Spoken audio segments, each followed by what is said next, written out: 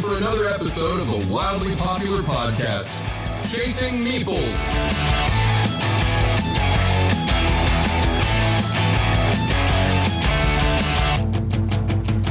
On today's episode, Chris and Angie mention a game designer who, believe it or not, has never done Angie a dirty. And then get ready for a review of Resurgence, a post-apocalyptic strategy game published by Half a Kingdom Games and designed by the mastermind Stan Kordonskiy. Without further ado, the banter starts now. Hello, everyone. This is the Chasing Meeples podcast. I am your host, Chris, and as always, I am with my lovely co-host, Angie. Say hello, Angie. Hello, hello. All right. Hey, well, today is the day. I've been super excited looking forward to this. We are going to be reviewing the latest masterpiece. And I say masterpiece because... aren't you giving it away a little bit? Giving it away? Oh, yes. Sorry. We're reviewing Resurgence, a game designed by just a guy by the name of Stan Kordonskiy. Come on. How can you not get excited about that, Angie? You know what? This may be foreshadowing my feelings about the game. However, it's Stan Kordonskiy. You're very enthusiastic. I'm not used to it, and I don't usually match the enthusiasm. I usually like the opposite. Yeah, you are. You're usually like over there, like ready to jump out of your socks over there, going, Stan! It's Stan Kordonskiy! And well, yes, he's a. I don't want to give away my review. How about that? Okay. I do not want to give it up. Fair enough. I give in-depth reviews. I am so in-depth. I'm so deep. I have got 3 pages of notes here. Okay, well, I'm going to keep my mouth shut because there is something I know it's going to come up during the review, but I'm not going to say a word. I'm not going to say a word. I'm going to wait till the review. Okay. Oh, yeah. There's feelings. I can tell right now you are holding back. Stan, I don't want to say, that. Again, I'm going to foreshadow my review. However, he is one of my favorite game designers. Yes, I know that. I really enjoy his games, but I know you hold a grudge. You've got a grudge against this man. I do not hold a grudge. Oh, you've given up? You've given up? You finally let go. No, I don't like area control. I still don't like area control, and I will never like area control. Am I holding a grudge because he put area control in Endless Winter? No, I'm not holding a grudge. If he is the game designer, he can put whatever mechanic in he would like to, just as I potentially think that Phil Walker Hardy made a mistake with my shelfie, but we'll get into that later. Yeah, we already kind of touched on that. But again, Phil, we still haven't gotten an email from you. chasingmeeples@yahoo.com. Angie, I see those bags under your eyes. Thank you. Thank you. Okay. I appreciate that one. Well, those are the lack of sleep bags because you still don't know how to score the colors in my selfie. Yes, that's why I don't get sleep at night. Yes, that is it. And it causes what causes all the wrinkles? Can I blame that? Who can I blame that on? Well, area control. That's it. Blame that on Stan and area control in Endless Winter. Okay. And the fact that, well, then my smile lines are all Shem Phillips. So. Oh, yes. He's yet to do me a dirty. So.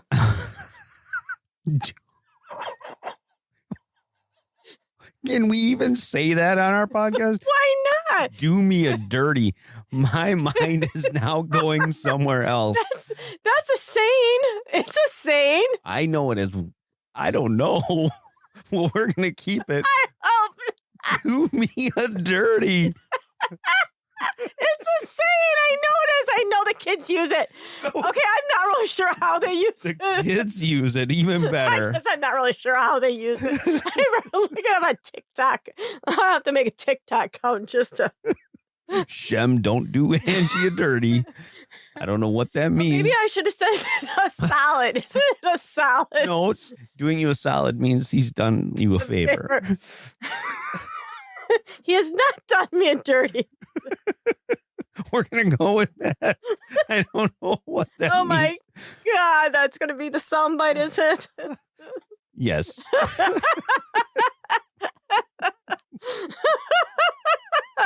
Oh, there goes my hope of ever receiving a review copy of any game from Garfield Games. All hope is lost. Oh, God, I love this. All right. And here, I thought I had no reason to laugh in this podcast. Turn on the mics. Yeah.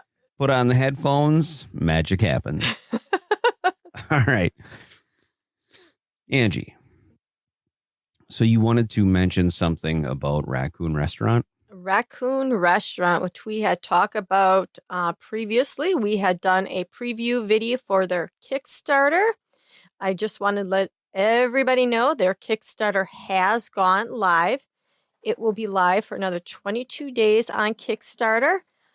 The basic, they no longer have the early bird available, but they have their basic pledge is $15 for the game with access to the pledge manager and stretch goals. So that's a pretty reasonable price. So right now they have a quarter of what they're asking. They have $1,000 out of $4,000. Not bad. Not bad. So I would encourage anybody that thinks that it might be interesting. And how about anybody that would like to see the preview video? If you don't want to go over to our page, head over to Kickstarter and check it out. Yeah. Yeah. Cool. That's good to know. So at the time of this recording, how many days again? I'm sorry. It will be over on July 17th. Okay. So you have until July 17th. So if you're listening to this after July 17th, sorry. Sorry, you missed out. But, it was interesting. There is, obviously the most of the pledges are on that basic level, but there was a retail in there. Oh, that's neat. That's 10 games for like cool. $110. So Very that's cool. cool. It's going to end up in somebody's game store. So that's cool. Yeah, that is cool. Still, a little disappointed that a stretch goal is not a sand timer. Yes. Just saying. All right.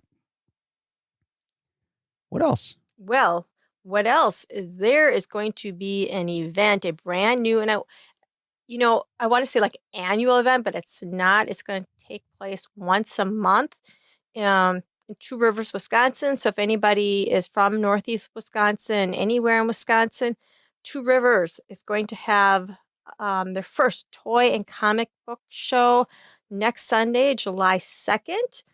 They're going to have maybe some cosplay. They're going to have food. They're going to have all sorts of vendors there. Chasing Meeples will be there with some gently used board games. So that's us. If you guys aren't. Yeah, that's us. Sure. Yes. Yeah. We're going to be there. And, we're going to be there. Heroes Venture Arcade is a retro gaming arcade in Two Rivers. They have one room with all just retro games. Air hockey, that type of thing. And then they have a coin op. Big front area is now all coin op. All those times that you would see, like Dave and Buster's, those kind of games. They have an adult room, which I think they have gambling machines. Oh, wow. So a lot of stuff that he's really built up there. There's actually a skate park in back. So he's going to be throwing that, and he's actually bringing his retro arcade games to Phoenix Con. Ooh, Phoenix Con. July 13th through the 16th. Yep. At the Paper Valley Hotel in Appleton, Wisconsin. Again, we are going to be there chasing Meeples. We're not going to be doing anything as far as organized. We're just going to be in attendance. So if anybody wants to hit us up there and play some games with us, we'll probably be the only ones wearing Chasing Meeples merchandise. And that's how you can tell who we are. However, Angie, why don't you tell us a little bit more about Phoenix Con? It is primarily an RPG con. Ernie Gary Gygax Jr. Is always in attendance. He's one of the guests of honor. One of guests of honor, if that's the right word for it. and he's there running games. And so there's a giant, there's a nice size vendor hall. Board game wise, there's usually 2 or 3 board game stores there that have merchandise for sale. Just a lot of different, we found some very interesting things the last year we were there. But he is expanding. They always do have a game library, but he is expanding it. The organizer, I believe his name is Cosmo Joe. Cosmo Joe, yes. He is expanding that there's going to be retro arcade games there. There's going to be some kind of tournament. He is also, and if anybody wanted to run a game, you could absolutely do that. I think now that opportunity is probably closed, but they are having some people run games like I want to name that game. It is Lords of Waterdeep. And there's a couple other games. There's somebody doing Sushi Go. And so there are people running some board games there. So that hopefully that will expand even further into the future, because that would be neat. They're not doing any mini painting this year. Okay. But he always does a VIP dinner. The royal dinner, I think some music and stuff like that. So I would definitely check out their Facebook page. Yeah, Phoenix Con. It is the second time. It's Phoenix Con 2, I think they're calling it. Last year was their first year. Angie and I got a chance to check it out. I really enjoyed myself there, so I was looking forward to it this year. I would love to get together and do some sort of organized dice throne tournament. But of course, we dragged our feet too much, and we're not going to be able to do that this year. But stay tuned. Maybe Phoenix Con 3 will be able to hit you guys up with some sort of organized dice throne. Or maybe Angie and I will be doing something organized. At the very least, maybe we'll have a table with Chasing Meeples merchandise or stuff from our Etsy store, Chasing Meeples Co., where you can get really cool shirts, stickers, if you love this podcast, and some other cool gaming-related merchandise. And if somebody knows that they're going, definitely send us a message on Facebook, Instagram, or an email, because then we would know that you're going and then we could always meet up.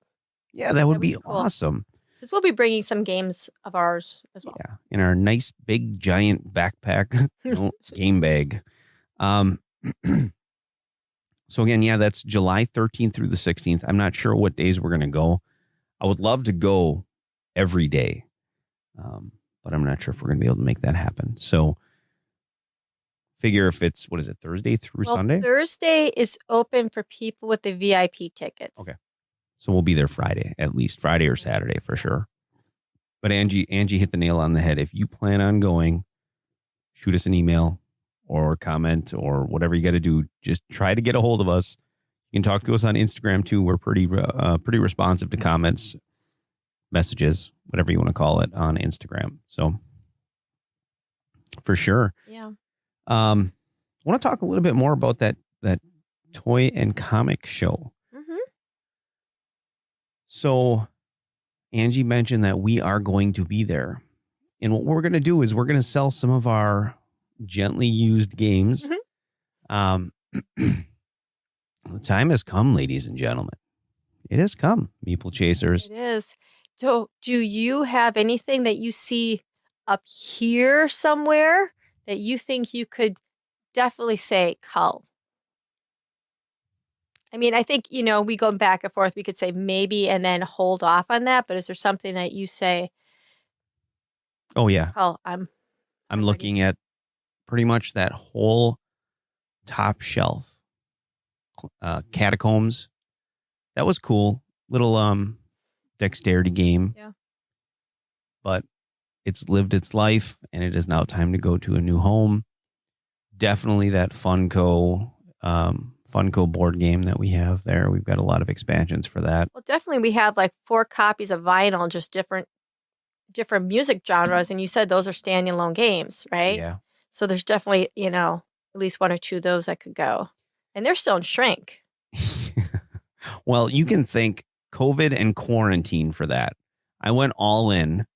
I didn't really understand how I thought everything was an expansion that you had to have. And I really wanted that 80s. And I really wanted that heavy metal one. So I just went all in on it. So that's what happens when you're quarantined in a bedroom by yourself with nothing but YouTube and, well, the ability to spend money. Like literally have 6. We have 6 standalone vinyl games. So yeah, all different genres. So, but they are good games. So definitely, they are. I think that would be a good one to bring. Yeah, there's a couple of them in there. I will not call Discover Lands Unknown. That game is staying in our collection because I'm taking that game on again. I'm telling you. What socks? Good. Nothing. I am taking that game on. I will win. I will discover the land unknown. Are we going to go? We're going to call Arkham Horror. If we decide to do that, I would have to straighten all the cards. I would try to get it back into the original. Something, maybe not. I mean, I don't know. That one might be difficult just within the next week to straighten everything out. Top Gun strategy game. Love the volleyball aspect of it. The actual air combat. That could probably go. Conflicted. We have that D&D Essentials. I don't know if you want to keep that. Yeah. I don't know. We've got Horizons of Spirit Island down here. Yeah, that could probably get cold. That could, has area control, my favorite mechanic. I mean, I have technically I have Dark Seas, which could go, which is still in shrink. Floor plan, the Winchester house. Yeah, that turned out to be a bust. That was, you were so excited Chris. when you bought that. Patchwork? Yes. You too? Yes. I thought that was a for sure. Well, okay. Do I ever want to play Patchwork? No, never. I don't want to. Do I ever want? You don't want to get rid of it because it is like a thorn, right? It's a scar. It is. It's a scar. What was that movie? It was the movie Cars 3, where Mater's got these dents he won't pull up because it's got a memory attached to it. That's it. Patchwork is your memory of your least favorite game ever. Yes. So there's 3 games that we're gonna figuratively call my Mater dents. Okay, my Mater dent. There we go. There we go. My Mater dent is Discover Lands Unknown. Someday that dent will be pulled out. Okay. Patchwork. If you've been listening to this podcast, you know how I feel about it. And then number 3 is probably Galaxy Trucker. I know there's a lot of people out there that love that game. But again, maybe it's just me and maybe I just suck. Because I do suck at a lot of games. And I'm not ashamed to admit it. I hate to lose, but I suck. So it's kind of weird. It's a weird dynamic there. But Galaxy Trucker is like the space version of Patchwork for me.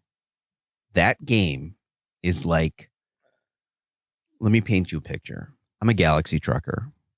I'm in space. I spent all this money, all this time, this energy, this effort designing the greatest spaceship ever. I go out on my mission, my first christening flight into the broad unknown, the vastness of space. I didn't put a freaking laser on the back or an engine or something on the back of the thing. A defense shield or something. Defense shield, and boom. Now I'm floating in space. I'm dead. I'm dying. I'm cold because I couldn't even make a quilt to save my life because I suck at. Socks were wet. And my socks were wet. You were chilled from the inside out. And nobody could hear me scream because I was in space. Yeah, that's right. So those are my 3 Mater dents. Okay. Not going to cull those games. We're going to keep them. Because someday I'm going to take a dent popper thing and pop that dent right out. Popper thing. I don't know what the term is, but what games do you see on that shelf? I think that Game of Thrones game. Well, the top shelf definitely. So far, you've pretty much nailed it on the head. But let me take a spin around. A lot of that's your call because they're games that you bought on a whim, like the Boldest and. Well, those were Ding and Dent. Yeah. Yeah, those are the ones. I don't know. Starship Captains. I don't know. We should. I'm thinking. You don't get rid of Starship Captains. Okay. We're not getting rid of that one yet. You're not ready for that? No. I'm thinking pandemic North America we can get rid of. Sure. We could probably get rid of beer and bread. That's funny. I know there's at least one person listening out there who just cheered out loud audibly. That's funny. Yeah. And I'm sure we'll have it all figured out before July 2nd in Two Rivers, Wisconsin. You never said the location. You just said it's in Two Rivers. You never said Washington Street. So what's it called again? Heroes Venture Retro Arcade. Okay. If you're coming in from the lake, if you go to if you see Walgreens, you've gone too far. So turn around. Yeah. I don't know what to say. This is Wisconsin. This is how we give directions. Exactly. Take a right at It's the before Quick Trip on the other side of the street. Oh, do you know where Fatso's is? It's like across from Fatso's. Yep. And if you make it to pick and say, oh, you went too far, turn around, go back over the bridge and go back where Jim and Jones. You know where Evans used to be. Yeah, you know where that. It's in the building where that kite shop was. Yeah, Evans. Holy cow. Angie straight up refuses to name this segment. She just wants to call it, hey, what did we play? No. So you never named your segments. It is named Stuff That Chris Finds Interesting. And lately I have not. I'm lying. There's a lot of stuff going on in the board gaming world, but I'm just not feeling about it. So, okay.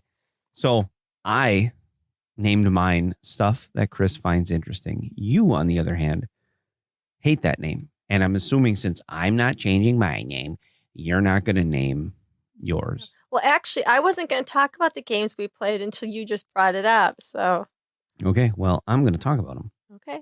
Let's talk about Neoville. Oh, you pulled that one out, the first one out. Whoa. Come out of the gate swinging. Exactly. There wasn't a reason for that. Did I just do you a dirty? Oh, you did. I don't know how that. But you know what? It's fair play. Turnaround is fair play. Because who taught that game? I don't know what you're talking about. Who read the rules to me and taught that game? The one who knows how to play the game. Me. The one who doesn't read the rule book and is... What are you talking about? I read the rule book. You don't listen when I talk. See, here's the deal. Yes, I focus I did. But you were not clear. Baloney. You were not clear. Angie, I am... Okay. When you say grid... Oh. When you say grid, have you ever seen a piece of paper, grid paper? Well, all the time. I look at it at work all the time. So there's lots of ways to make shapes on a grid. Yeah. You don't necessarily have to make it a square grid. Yeah. And that's what you needed to do with Neoville. Now, I was doing 4x4, but my 4x4 were not exactly a square. Yeah, but that's not what you got hung up on. Well, it was that. You got hung up on how to place. Oh, the place. Yeah, because you weren't clear on that. Oh, my God. No, you weren't clear on that. I need to start recording everything so we can have flashback sequences every time you call. Clear on Angie, that. I am the clearest rules teacher there is. Yeah, right. No, you did say that at one point you did say that was it a vehicle? Yes. It had to be in the like same the patrol row. And the... When I thought, so it was my mistake. That it say had that again? to be, it was my misunderstanding. Oh. That it had to be in the same column or row. Yeah, which is what I said. I had it only in the row. So I was not looking at the number of parks in the column. Because you had to have at least 4 parks or recreations, I think, in a column, row. And I wasn't completely paying attention to that. And well, but to me, the devastation is once I realized that I wasn't creating the square grid as in King Domino, that type of grid pattern. I had to start moving tiles. And when I was moving tiles, it was just messing up the towns, the neighborhoods I was building. And that was devastating to me because I came up with some good neighborhoods. So I ended up with like 5 points. You did. That was your patchwork. I had really good neighborhoods that I had to like literally break up. And I just, at that point, just kind of said, whatever. And I threw. You did say whatever and threw throw the tiles, to make the pattern, just to get back in the 5x5 that way. So, no, that was my error. Even though you weren't clear on it, it was my error. And at that point, I kind of just gave up.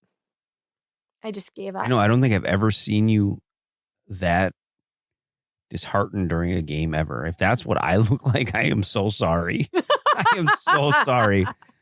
Because I know I get there. Yeah. A lot. So that was our first play. We did play it after that. And I did enjoy my second play of it. Yeah. So Neoville, for those that are wondering what we're talking about, it's a game designed by Phil Walker Harding, where basically you're an architect. The theme is you're an architect to build a city, and you are making like an you're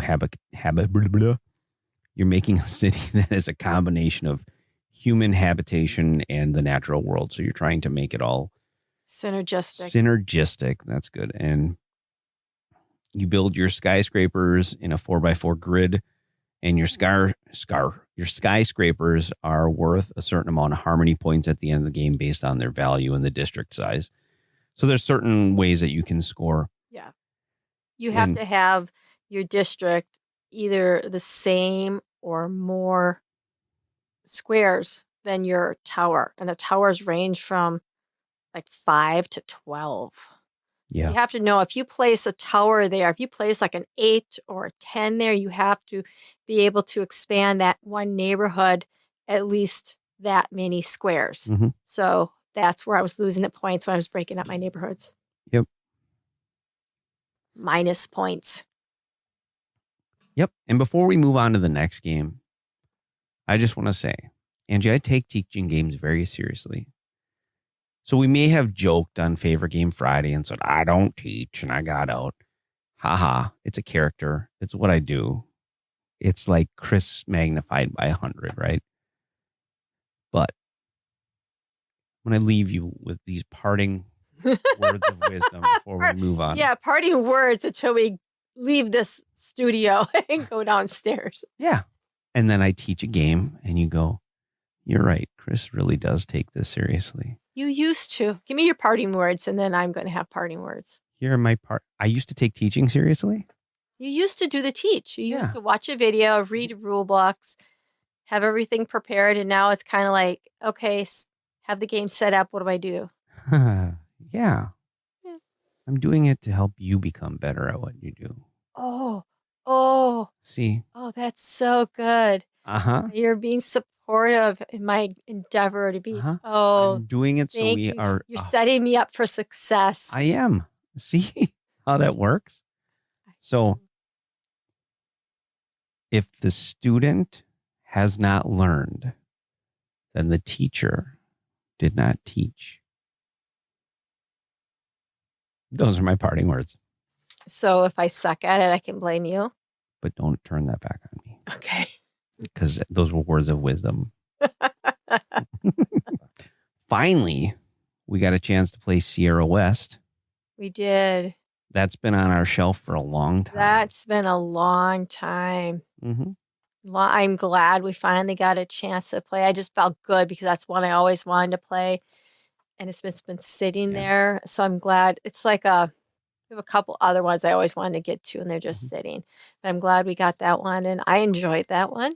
If it wasn't for Brandon from the All Aboard Gamer YouTube channel, he had a live interview with Johnny Pack. Mm-hmm. I think that was the catalyst to get it off of our shelf, right? Yes. He had said something very interesting about the game, that he had created the game, and it was originally a relatively short game. Mm-hmm. And then the people at the publishing company wanted more to it. And that's probably why he added all the other modules, because you can play the game There's like 3 other modules to it. So Mhm. there are different ways you can add and change up the game. So I'd be interested to know the one that we played, Mhm. if that was the original or which Oh, one the was. Apple one? Yeah. Yeah. Yeah. So that was fun. We also got a chance to play Spies and Lies, a Stratego game. Oh, that was the time that we got to play games out in the porch. Yeah, that was fun. sunshine. Yeah, That was fun. I love playing was, games yeah. outside. I do too. My perfect world would be to have an RV. You know this. I'm just telling the listeners. My perfect world would be to have an RV. Just have games on that sucker. Go on a road trip and just drive, camp, game, see the sights. It would be so fun. So if anybody's got a RV they want to donate to the Chasing Meeples RV fund, hit me up. Thor Axis, but I would like to go to different game stores around the country in an RV. Oh my God, it'd That be would be amazing. interesting. Oh my God, game stores and That'd board be an game interesting cafes. story we could like record at different game Oh, stores all around the country. Yeah. Yeah, that would be so cool. Gabe would love it. He'd just get out in that vehicle and just drive. Yep. Oh, it'd be so cool. All right. And no, I'm not looking for anybody to give me a free RV, but I would not turn it down. So, we did play Spies and Lies, Stratego outside. I thought I taught that one pretty well, but you could not get the hang of it, assigning your cards. You know, that was crazy. Do you know why I was crazy? Why? I won. Moving on to the next game, we talked about... I think that burns you the most is when I don't get the game and then I win. I forgot what game we were even talking about. Monolith? Monolith? You were horrible at that. Just saying. I didn't think so. No, you did not do good. You didn't do good at all. I smoked you. Well, you won, but it doesn't mean I wasn't good at it. No, you were not good at that game. I had some. What are you talking about? I had sides built, and I had. No, I'm standing by my guns. I'm telling you, you are not good at that game. I don't even know where that came from. But I mean, I lost, but it's not like a Neoville that I didn't know what I was doing. Damn it, I was okay. I've never just told anybody they're not good at a game. That didn't feel good, but it was funny. Oh, next time, try doing it when it's accurate. Though. No, it was totally accurate. No, it's not. Nope.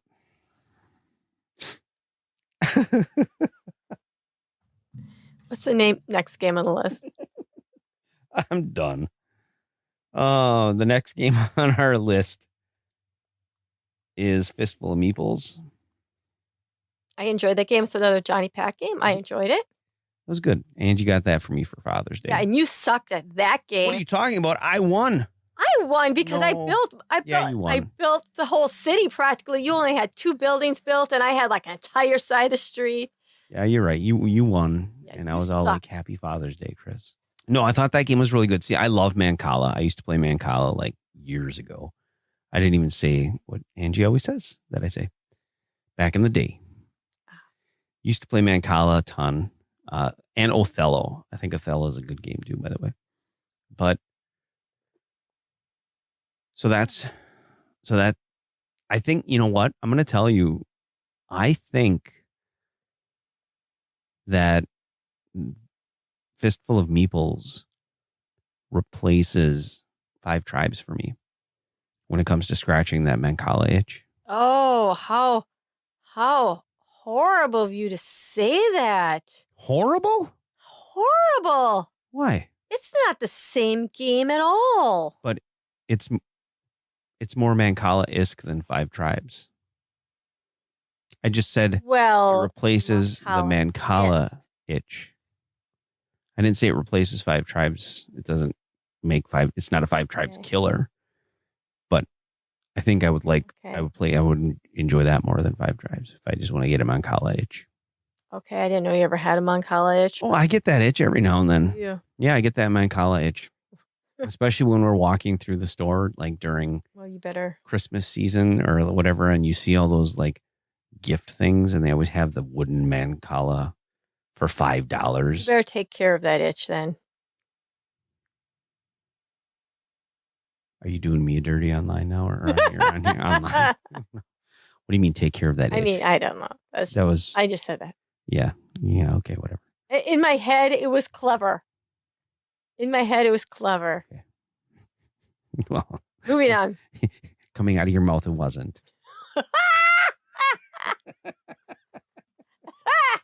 Oh God, I got a quarter in me today. All right. Who shoved a nickel up your butt? Sobek 2 players. I smoked you the first time and you were so devastated at that game. You said it was broken. How do you feel about Subsequent plays. Yes, that's it. I like the game now. It's not broken. I'm just gonna say that it was the player. And I need you to apologize to Bruno. Well, Bruno, I'm really sorry that Angie can't teach your games. Holy shit! I can't believe you said that. I can teach your games, Bruno. Chris just did me her dirty. I have breaking news for you, Chris. Breaking news. I have named that segment. It's Gak Pan. Gak Pan. Gak Pan. Okay, break it down. No, I want you to figure it out. Gak Pan. Gak Pan. It'll be next week's Meeple quiz. You can think about it for a week. Gak Pan. Gak. All right, Gak Pan it is. Okay. All right. Do you know what time it is right now? For Schmack Pan. Schmack Pan. I don't know. It is What is it?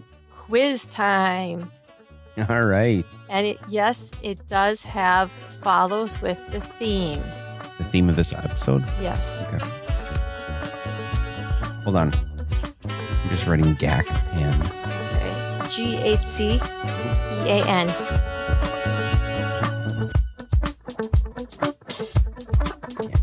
Okay. This game, Gabe's. Angie and Chris played at night. see? You got it. Really? Yeah. That's what it was? Yeah. Oh. I wrote it in my hand and everything. Okay. Are you ready? Put your thinking cap on. It is quiz time. All right. Cue the music. This is rule replacement. Now, I was going to do an example, but I didn't. So I'm going to read a rule. That rule is going to have keywords replaced with terms of springtime, gardening, or flowers. As in, move one tulip. That would be move one cube. That's an example. Okay, I'm following. Yes. Okay, so you have to come up with the game.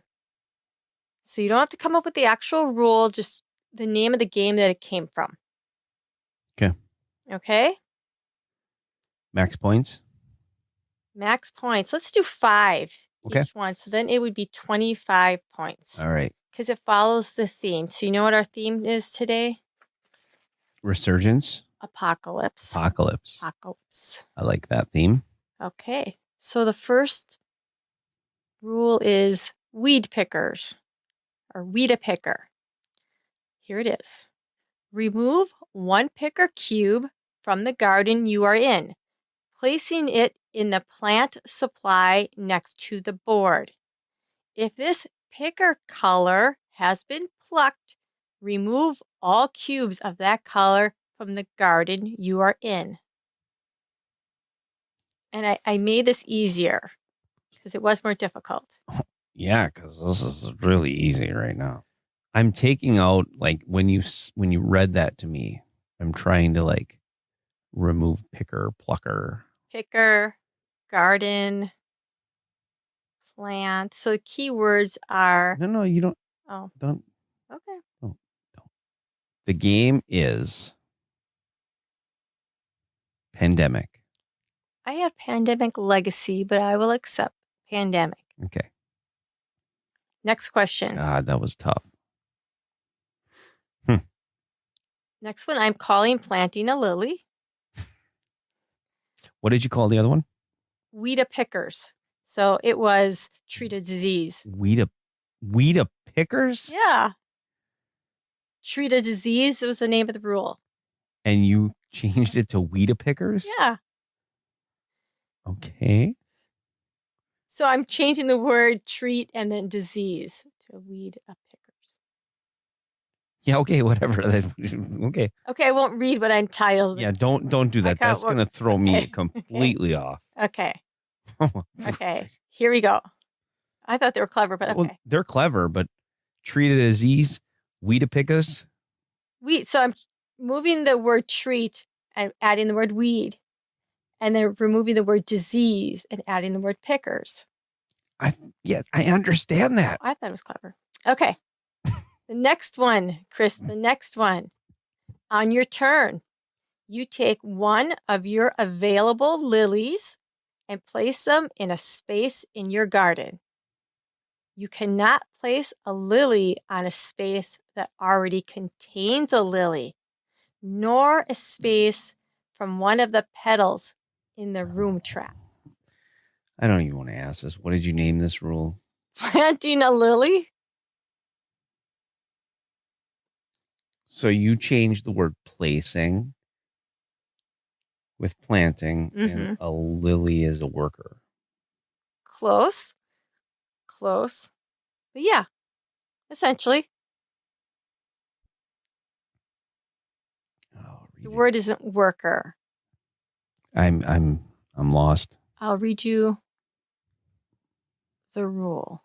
Hmm? Placing a dweller.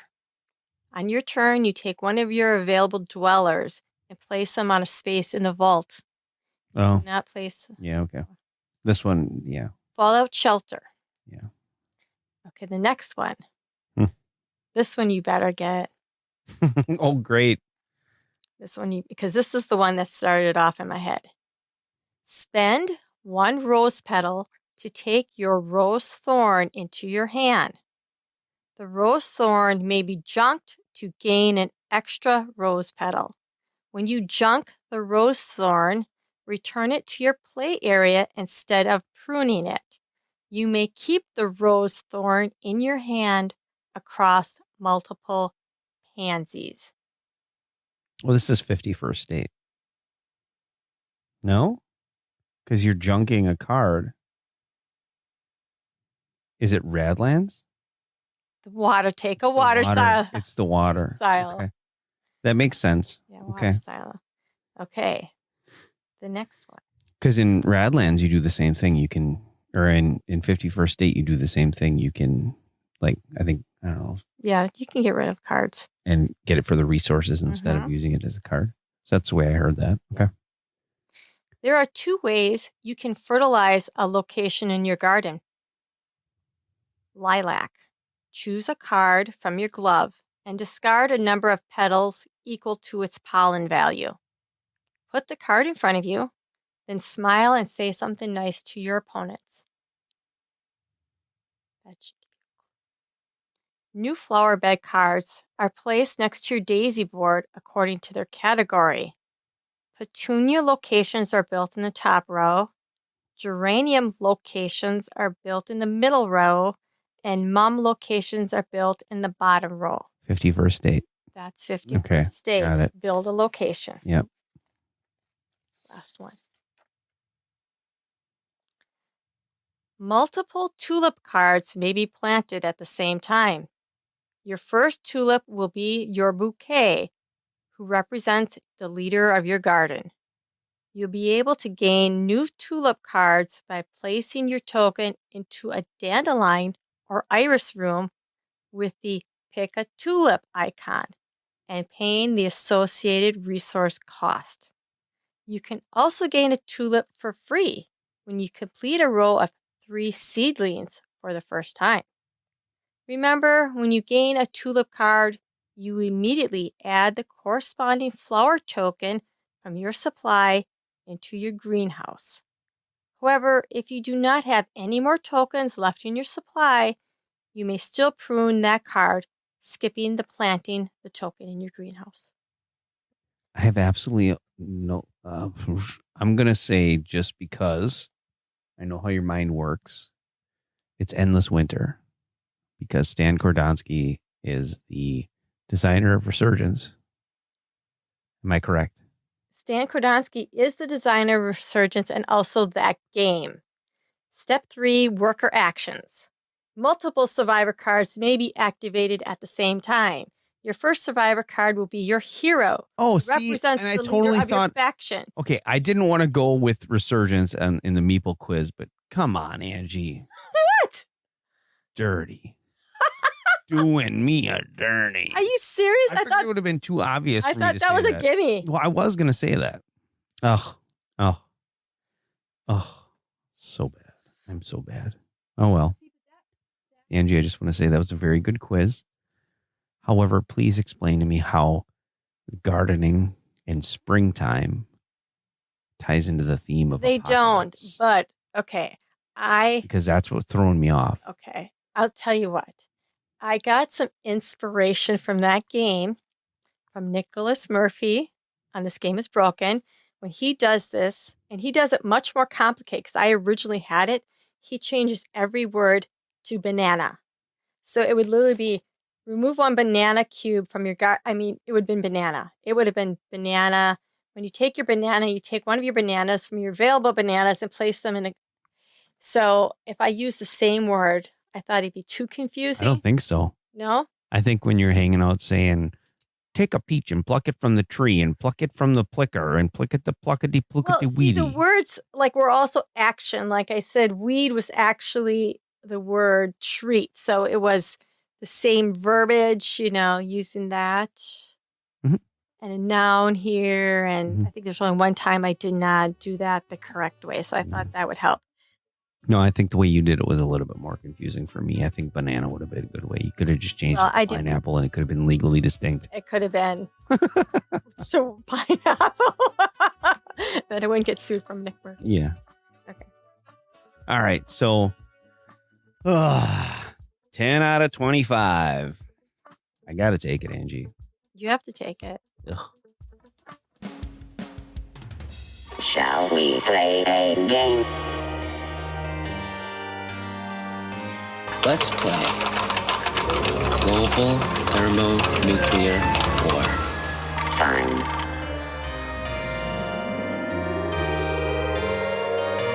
Which side do you want? I'll be the Russians.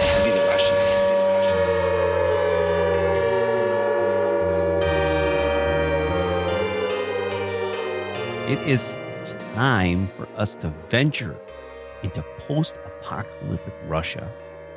We're taking that trip. We're going in, and we are going to be talking about Resurgence, a fascinating game from none other than Stanislav Kordonskiy. Before we start, though, Angie, much like GACPAN, I came up with a fancy anagram too. So for those of you that have been listening to our podcast for a while, we do rate everything on pretty much when we talk about a game, we do a review of a game, we talk about certain, I guess, criteria or certain categories. Those are mechanics, art, theme, replayability, components, and then we round it out with what we rate the game. So because I wanted to be a little bit creative, I decided that we should, and Angie doesn't know anything about this, we're going to have a chase scale. So each letter is going to represent a key aspect of the gaming experience. So you just made this up? Totally, 100%. Okay, so you're going to have to maybe have to walk me through it. So now I have to reorder my Oh, yeah, walking. I'm walking you through right now. Through it, yeah. All right, so if you can imagine the word chase, because we are chasing meeples after all. Yeah. And here we go. So C is going to stand for components. H is going to stand for heart, or like the theme of the game. A is for artwork, and S is for strategy. That's where we could talk about game mechanics. And E is for entertainment. So we talk about replayability and overall fun of the game. You got it? Got it. All right. Let's start chasing into Resurgence. So, Angie, we're going to start with C components. So, I think it brings to the table a well-crafted game. I think, for Half a Kingdom Games, his own Stan's own publishing company, as their first game, they did a good job with the components. It wasn't that expensive of a game to buy, yet I think the components being really nice screen printed tokens, and there's good. The player board isn't like flimsy paper. The compound. Yeah, it's a thick. It's a thicker cardboard. Yeah. I think everything was designed really well. I think I touched on just about everything. Is there anything that jumps out of your mind about components and functionality about components? It does, because I thought you were going to touch on it and you totally missed on it. The reference sheet is actually the back of the screen. The player screen, where you are essentially with the player screen, you are covering that's up. your player aid. Yeah. That's your player aid. Yeah. You use the player screen to cover up your personal position board, your leadership track, and you're using the screen to cover up that. And on the back of the screen is your player aid. So it's right there in front of you. It's not another card that you have to search for. So I like that. Yeah. Otherwise, everything else I agree with you on. That was my only addition to that. Okay. So let's talk a little bit, moving on to the H in chasing. And that is the heart of Resurgence. So the heart of Resurgence, again, would be the theme, right? So when you think about this game, it is a worker placement game. It's a bag builder. And at the heart of it, it's a Euro game at its purest, right? And the theme, it takes place in the bleak ruins of Moscow, and it manages to pull you in. Well, at least it pulls me in. Mm-hmm. You do feel a sense of struggle. So resources they're scarce in this game. It's kind of hard to come by resources. Gives you that tangible feeling that it, for me at least, right? Does that make sense? Yeah. Right? You have to complete missions. You have to recruit survivors, figure out a way to build your base. And I think all of that is weaved well into the theme. What do you think? I am not a fan of this theme. I think the theme is there, but I don't think it's there a lot, which for me is good because I can then concentrate on the Euro mechanics of the game. Mhm. And I don't have to worry so much about everything else. I think we're talking themes, so I can leave my next comment for when we get to mechanics. But like I said, I don't like the theme. And it is good. He uses it good with the compound boards. Mm-hmm. And maybe, all your workers that you're pulling from the bag, there are 3 different types of workers. There's your hero. There are your basic workers that have the little Russia furry hat on there. Mm-hmm. And then you Your have laborers. your laborers. And Yes. then you have some specialists. And they are worth different points. They're a different value. And so then you're fighting on the leadership track. And I don't know. And I think you would. I think that way that you do have competing personalities if you are in a small society like that. So you would probably have some of these people competing for leadership. So, in that way, I think, it's got a good theme, but it's not one that smacks me so hard in the face that I can't concentrate on how to play. Now, for me, I think it's there. Like, I think I'll talk a little bit more about that when we get to art. I think it's good. There's certain things that I think maybe could have been stronger in the theme. Like, I think if you're going to put mutants in the game, I can talk about that in mechanics as well, but Yeah. I think the mutants, they're just there. There's a crossover there, so Yeah. They're just there. Right. how they're used. Now that's mechanic wise. So Yep. Yeah. But I mean, theme wise, makes sense to have mutants roaming the streets. Yeah. But I feel like they don't provide the same intimidation as I originally thought they would when it comes to the game. So, and I can explain a little bit more of that later. You want to move on to artwork now? Where? Okay. So we're going to talk about the A in Chase, and that is artwork. So, like I said, I was immediately struck by how well the artwork captured the cold, harsh reality of that Moscow, that board, how it's just ruined. But I get the feeling, I know this is taking place in Moscow. Does that make sense to you? I understand what you Right. say. And I've never seen Moscow in person, but I can tell. And it just has that, there's enough Moscow in it where I can go, hey, this is Moscow. I don't know how I'm saying this. Do you know what I mean? Like, it doesn't look like a generic rubbly city. Okay. The first player marker, if you look at it closely, you can see It's a in quality. the art, in the screen printing on it, that it's actually like broken. It's building. pointed, though. So I mean, it would be broken apart. Yeah. Yeah, but if you look at the artwork, it's there's holes drawn into the Okay. top of the. I never bothered to look that closely at it. Oh, I was looking. Okay. The other thing that I really like about it is when you look, like, the artwork it's unique. Mm-hmm. So when you look just at the back of this player screen, right? So this is what you see. This is the first player marker here. Mm-hmm. And if you look at the first player marker, these broken parts here Mm-hmm. are actually on that. So, but it just gives you a sense of action here, right? Mm-hmm. And I don't know, it's like a comic book style artwork, but at the same point, when you're looking at the cards, so your survivor cards and your hero cards, Mm-hmm. they have that, and I don't know how to explain it other than Soviet era, like, propaganda poster artwork, That's a good description of it. and it's very, I was going to say World War II art poster, but yeah. yeah. What you would see up in the red square hanging when you see maybe the leader Mm-hmm. banner be hanging down from the Berlin Wall. Yeah. Mhm. Yeah.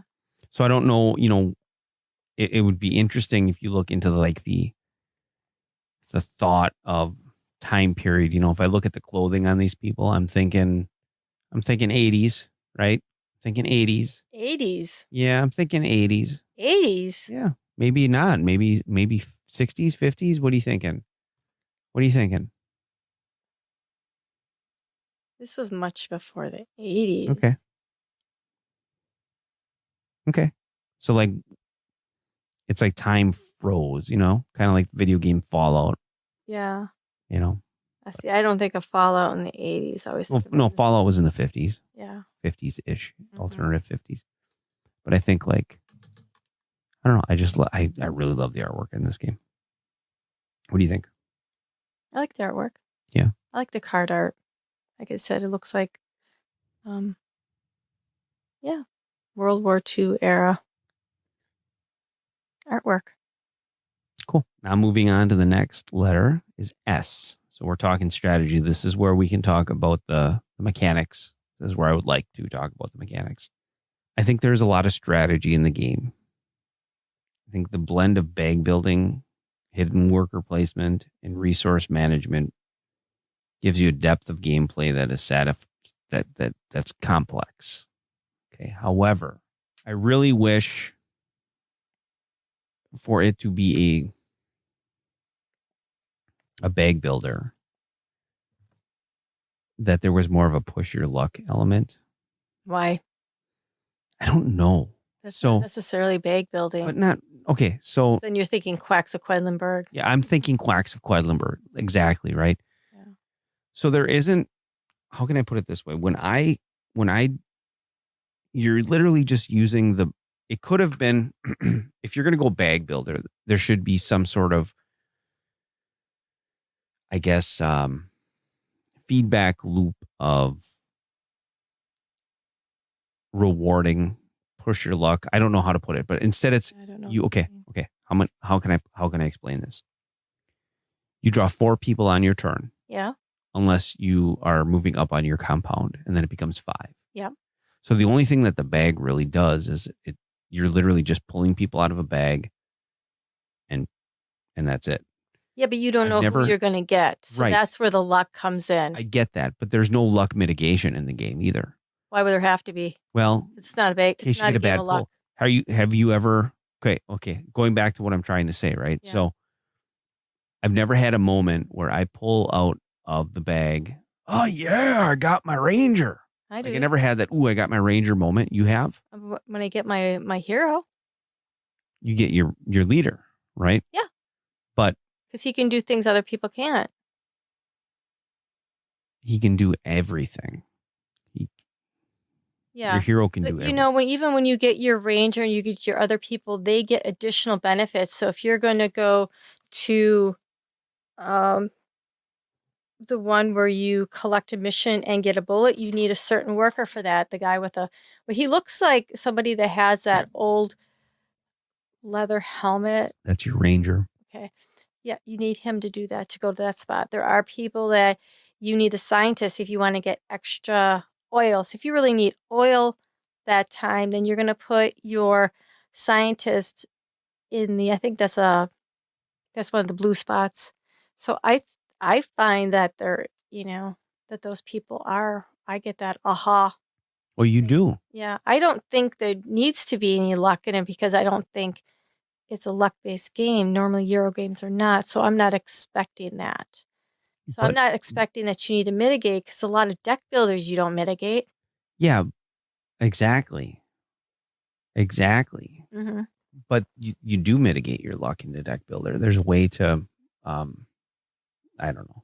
Maybe I'm wrong. Yeah. Maybe I'm wrong on that, but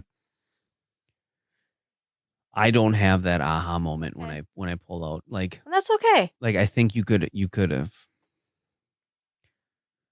You can actually get a bad pull, and your whole round sucks. Yeah. And there's only 6 rounds in the game, Yeah.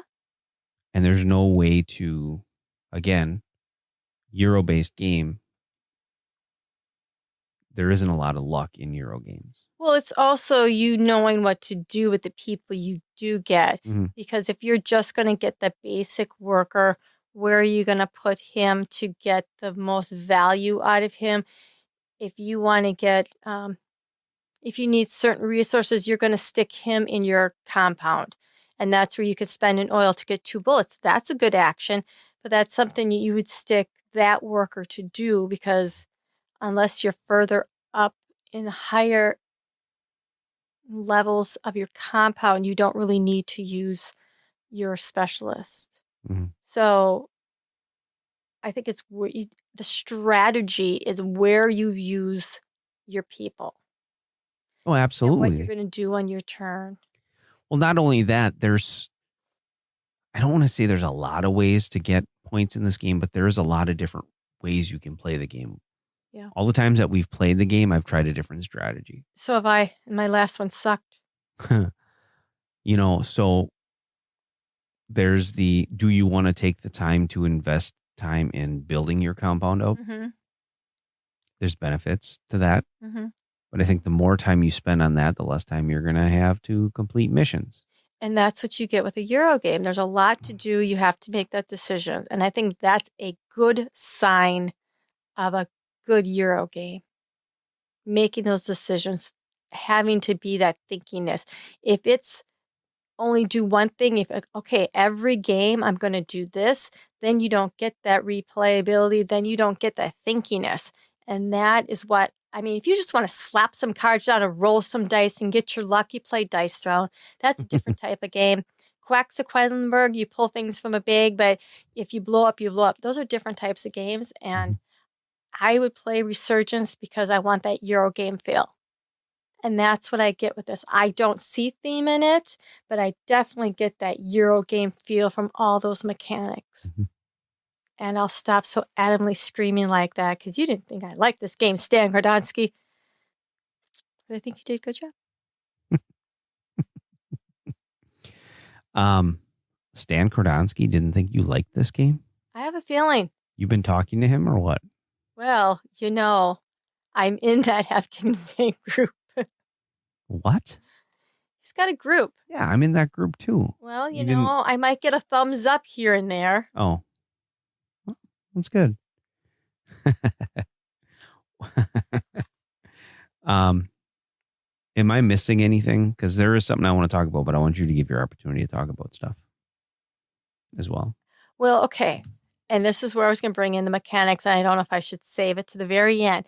But yes, the mutants... And I appreciate the fact that the mutants just essentially take the resources away from you. But in the last night's game, and this is when you have multiple cards, you maybe get different things on your cards. And we had one of our events, there was a mutant in our compound. So it wasn't just pay a resource. You couldn't go breach? to that. He literally took up your spot, and it's a spot you wanted to go to. So that was... But it wasn't a mutant. It was, you took... you put a survivor there. Put a survivor. You pulled somebody out of your bag to do it, but the idea was the mutant. The event was You should have put a mutant in there. Yeah, you should have, but essentially your person is probably there repairing the damage that the mutant. Okay, so what I wanted to, my point was going to be the fact it's a solo game.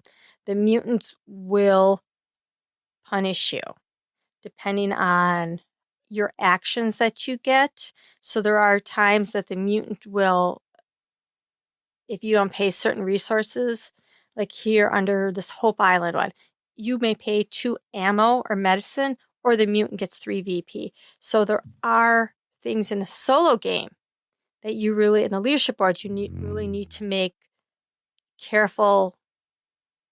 I mean, and there's really not that type of mitigation with those, but you do get the opportunity to say, I'll pay my ammo, but am I going to need my ammo for other things or my health for other things?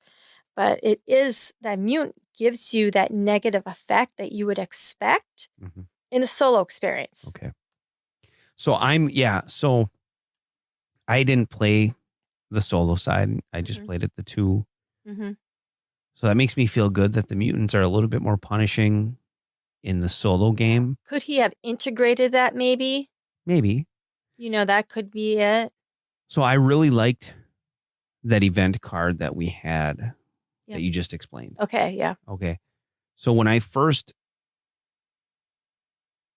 thought about this game, when I backed it, when I looked at it, I thought the mutants would play a little bit more of a role, right? Yeah. Now, essentially, when you're playing a 2-player game and a 3-player and a 4-player game, you draw from the mutant deck, you put your mutant tokens in the certain regions that they're in. Yep. And when you go there, you just have to give up 1 resource. Pretty much the same as if you were in the same spot. I'd give you the resource, or I'd have to give it up. You have to give up a resource. So that way it's not really much different. Right. So I was just kind of like, when we first played the game, I was just like, that's it? Yeah. I guess in my mind, I was thinking more of that Fallout Shelter game. Yeah. Where you have all these events that happen in your compound and you have to figure out a way to stop it. Yeah. Yeah. Right. Again, different type of game. Yes. Yes. But I understand that. There are probably different things he could have done with those mutants to make it more punishing. Right. But and I'm hoping, this game, so as we're going through this, talking about this game, it makes it sound like I'm disappointed in the game, because I'm really not. I'm not. I'm just being critical. Yeah, I really like the okay. game. That's okay. I enjoy playing the game, and it's definitely a keeper, right? It's on my shelf. Absolutely. It's on my shelf of post-apocalyptic games, right? It's a keeper.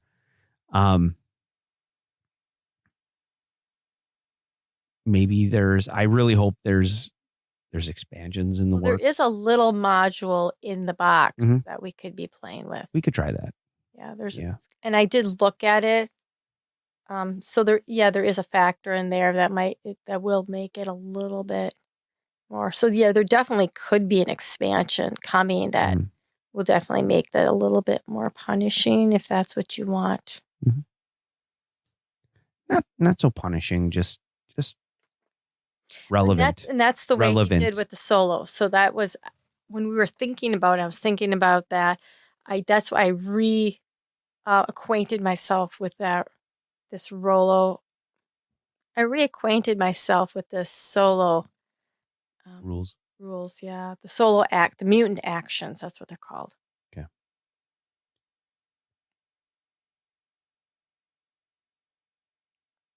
Good. Can we move on? We can. All right. I'm sorry, I actually talked that time. No, you're good. You should talk more. That was a good conversation, Angie. You have very good thoughts. Now let's move on to the last letter in Chase, and that's E, or entertainment, or replayability, however you want to call it, but that doesn't start with E. So, what do you think? What do you think? Like I said earlier, Me or are you asking you? I'm asking you, but I'll start off. Okay, you right? start off. So like I said during the discussion, there's different routes to victory. You can take a different play style every time you play until you find one that fits for you. Mm-hmm. Right? Now, depending on who you play it with, you might have to adjust your, Oh, absolutely. you might have to adjust it. If I wish we had more people to play with, maybe we bring it with us to Phoenix Con. That's an idea. Get some people in on there and see how it works at a higher level. Yeah. However, I think the fact that there's different ways to play it, Mhm. those end game directive cards, the missions, I think there is a lot of replayability in this Mhm. game. What I really like, and I should have maybe talked about this in the mechanic side of things, is you can pull off some pretty cool combos in that game. Mm-hmm. Depending on who your hero is and who the other recruits are that you have. Specialists, yep. The specialists that you have. I mean, That was my flaw. I was not playing them. Yep. So, I mentioned scarcity of resources, but if you play your people right and you build up your compound or your people, your resistance, whatever you want to call it. Yeah, when you buy your heroes, your camp, you could set yourself up for a good combo if you go with your hero here, and then you get an extra resource, and then another resource for this, and then maybe you fulfill a mission, and then you'll get another resource. So you could potentially have a big turn. Yeah. And I think that's neat. And that's one thing that I see the potential there, but I haven't been able to pull off a cool combo. Does that make sense? Yeah. Right? Yeah. You cannot fulfill a mission the same turn that you get it, but you can, gain those resources. And I have not been able to play.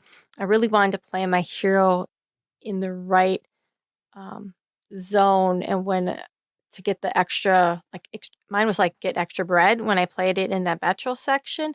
And when I was getting my hero, I was needing him in other areas. So that one I didn't get. So I wasn't able to do that. I was never able to utilize my survivors. So another time I play, I could concentrate on that and making sure I got them in the right spot. But that, once again, is part of the thinkiness and the strategy behind it. Boom, I'm going to end up giving it a higher score than I intended. Well, if you think about the last couple of times we played, I did one strategy where I did get I did recruit a lot of people. Yeah. I had a lot of people, right? Yeah. And then there was another time where I went, okay, I'm going to build up my compound. Yesterday's strategy was apparently how to suck. But what I was shooting for yesterday was just instead of getting, I did the a lot of the moves where you just pick your person. Does that make sense? What is the one? Yeah, you were the one on the The- bottom where you get workers. Yeah, where you just take a worker and it's not tied to a specialist. Yeah, Right? yeah, it's just your basic action with the guy with the fur hat. So my first thought was, okay, I literally had this planned out. It was to build the bag. Yep. Build the bag. Yep. So I was going to go in this order. It was, I have my workers. Then the first thing I'm going to do is I'm going to get my, we're calling them scientists, but they're actually academics. Are you sure? I think they're academics. Oh, We get our academics. And then, so I was going to get, there's 2 academic spots or 2 worker placement spots that an academic can go to. So I was like, all right, I'm going to get 2 academics. And then there was 2 spots on the board. And then I was going to be, now I'm going to get my construction workers. okay. And by the time I got to that point, the game was like half done. Yeah. Right. And then I'm looking at the leadership track and I'm like, oh crap, I'm sucking on this. Yeah. And then I'm looking at the missions and I'm like, oh, I only got 2 missions done. Okay, this is not a good strategy. But I stuck with it to the end. Yeah. And I only ended up with like 35 points. Right. But I was just trying to, Sure. Sure. and I don't know. I pushed my compound up all the way up there. Yeah, you did. And I realized I wasn't fulfilling enough missions then because I was trying to save all my resources and save everything like that to push my compound. And it gave me, extra points. And maybe, that last turn is when I pushed it up there. So I didn't need that extra worker at the time that would have gave me. So I was working on that so far that I wasn't doing as many missions as I normally do. Yep. So I think that's where I missed out on a lot of points. Yeah, but yeah, I don't disagree with you at all. It was cool to see that you got your compound built all the way up to the top level. I mean, that's a lot of points just for that. But yeah. So it was interesting to see how we both did poorly yesterday. Yeah. Well, yeah, absolutely. Right? So, but what do you think? What are you thinking about replayability? I like it because of the variability of the cards. I think it really makes it. Will I stick to I don't know what kind of strategy I would use, but it's one of those. It's like I like to try to do everything, and I know I can't. But I have a really hard time not sticking to everything. So it's going to be one of those. I don't know, because I liked getting all the way up, but I don't think it gave me that benefit. So it's gonna be interesting playing the next time. But I think there's a lot of replayability. It's not one of those that I said, we pulled it off the shelf, not just because we want to review it, but because we wanted to play it. And I think that's a sign of a good game. And even though that I don't care for the theme, I still wanted to play it. Yeah. You've also said the sign of a good game is one that you think about when you're done playing it. Yep. And I think about that game a lot. Yeah. So, cool. All right, let's move on to the moment of truth. Okay. Do you want me to give you my summary? And You have a summary? And my score? Well, I don't have a summary, so you might as well go ahead. I wasn't going to say too much. Oh, okay. Well, it's all right. Okay, so like I said, I may have been nitpicky in this, but when it's all said and done, this is a solid 10 out of 10 for me. Whoa. It is. Whoa. It is 100%. Whoa. So I think about, okay, so the theme, that sucks me in right away. Yeah, it does. Already has an advantage. It has. Okay. Because of the theme, right? Yep. And as far as a Euro game goes, I think it's a Euro game at its purest. It's a pure, just straight up Euro game. And I think Stan shines with that. He shines with that stuff. Yes. You know, the artwork for me conveys its theme effortlessly. It brings me in, it sucks me in. And again, it's a masterpiece. A masterpiece from it's a masterpiece from Stanislav Kordonskiy. And Stan, if you are listening, you know I've already said it. You're undoubtedly one of my favorite designers. And you nailed it. You nailed it with this one. Really looking forward to Nova Roma. Angie, would you rate this game? I would rate it an 8.25. Okay. It's a good game. It's definitely the Euro game that I'd want to pull. I am really looking forward to Nova Roma because Brandon had mentioned you're going to get that flavor of this game with a different theme. So I think that might suck me in even more because I do love, he does a great worker placement. So I would like to see it with a different theme. Okay. Although I would definitely always play this even though it's got this theme. Because like I said, I see enough where I can look past it. It's just to me, it's not oozing apocalypse to a point that I can't get past it. If it had zombies running around, then I probably would have a difficult time with it. But I like the mutants are there, but they don't get in my way of playing. That said, what you talked about playing it with more people, I think anytime we play like worker placement games, it's got to feel different with more people because the boards aren't as congested right now. And that's almost, I think it would give you that almost area control mechanic that I don't like. But this way, when they are taking up spots, you're giving up a resource. You have to then balance. Do I want there? See, it's the strategy. It's the thinkiness this game gives me. So I really do. It's a solid 8.25.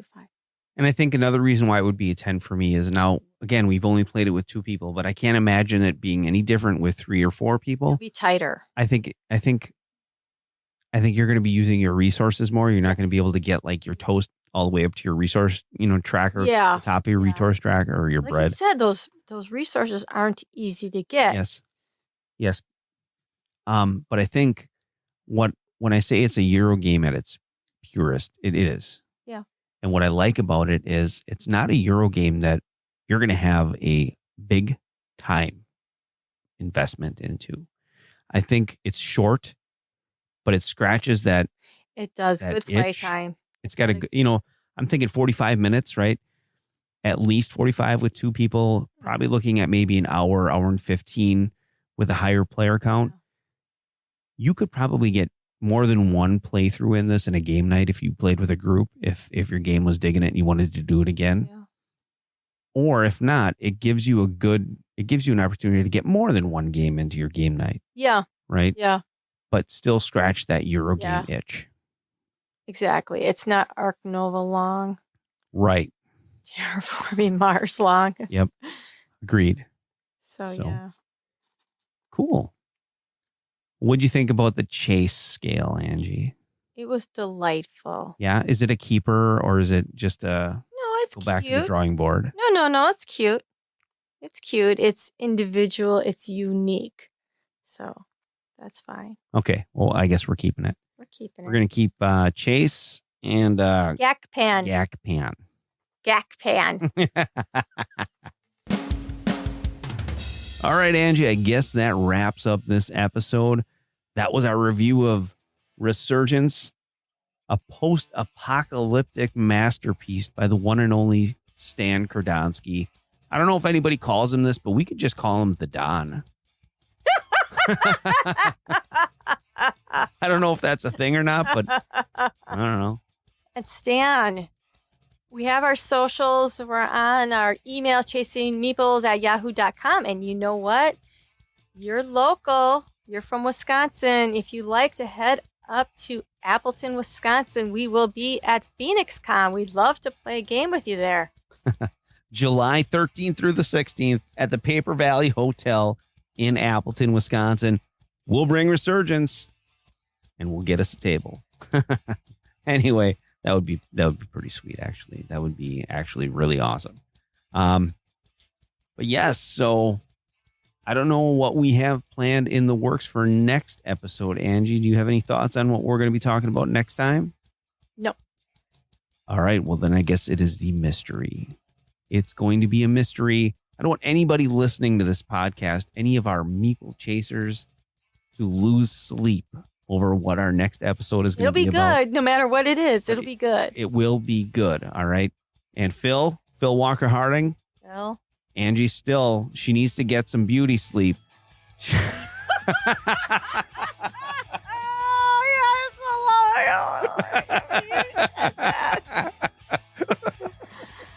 I just need to know that you need to score your highest contiguous group and not every group of teal. Oh, God. All right. I promise next time I'm going to behave and I'll be nicer. Although this is some good stuff. All right, everybody. Thanks for listening. Keep chasing those meeples. Bye.